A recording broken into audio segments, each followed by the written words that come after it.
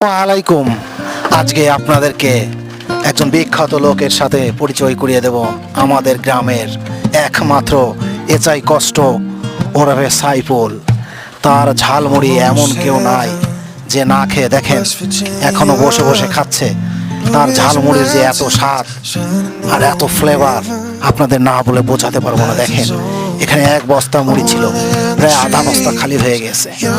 ওখানে ছোলা আছে। ও এই পাশে দেখেন আরো এক বস্তা মুড়ি, ওটাও শেষ হয়ে যাবে। আমাদের আলম মিছিলের দপ্তর সম্পাদক আশা ভাই, দেখা যাক আমাদের এই ছাই কষ্টের ঝালমুড়ির স্বাদটা।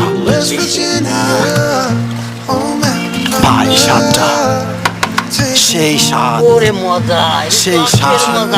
আসলে আমাদের এই চাই কষ্টের ঝালমুড়ি অনেক অনেক দূর দূরান্ত থেকে লোক এসে এই ঝালমুড়ির মজা পেয়ে এখানে সন্ধ্যা হলে সবাই